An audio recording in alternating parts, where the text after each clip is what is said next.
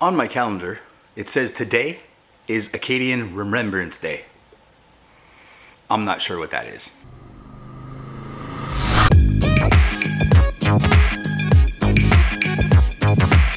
So today, we take a look back and remember my Acadian.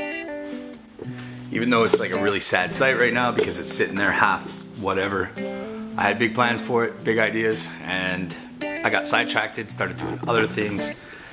And then the drift bug came back, so I put myself back on a racetrack, and now I've been working on other stuff for that. But let me tell you the story about this car. It goes back, way back. It belonged to my grandfather, then my uncle, and now me. So this car, my grandfather got it, it was almost new. It still had plastic on the seats. Originally, it was an inline six with a bench seat. And it was this crazy champagne copper sort of old school color that they came with back in the day.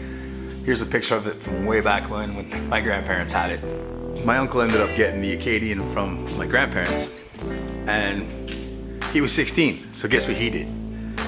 Took out the bench seats, put a set of buckets in there, put a 350 in it with a turbo 350 trans, made it loud, made it fast, and that's where it was. So this was really the first car that got me into cars because I was really young when my uncle had this. I was probably 2-3 years old and used to take me for rides and step on it, and I always remember just him nailing it and me hitting the back of the seat, and we're flying down the road, and it was just the best thing ever. When you're a kid like that, there's a lot of things influence you, and that definitely is the car that started off my love of cars and horsepower and loud motors and all the stuff that we all love and enjoy.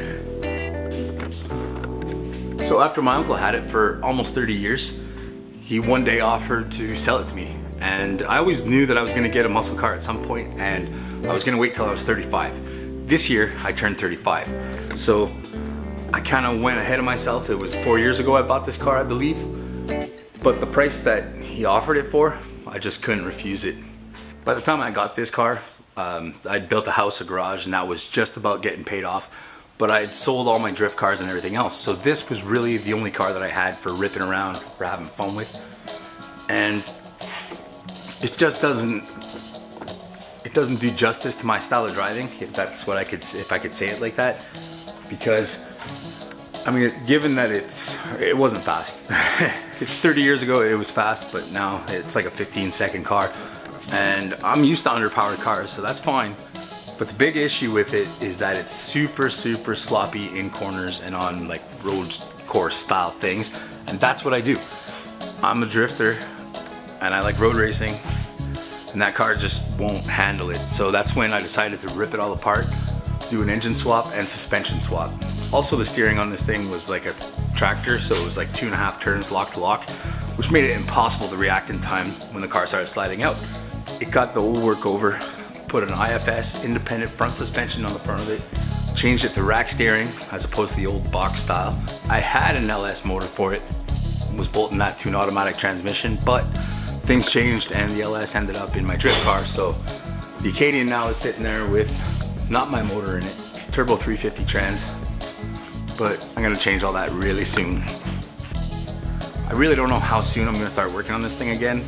Hopefully this winter I'll be doing stuff, but I wanna make the car really me. So I want it to be more road race style, maybe like do like a stock car style thing, something like that.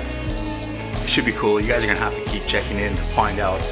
But yeah, when I finally get back on this thing and start making it something that I really believe is me, I'll definitely show you guys. That'll be posted up in videos. So that's the Acadian. Thanks for watching. Peace out, stay happy.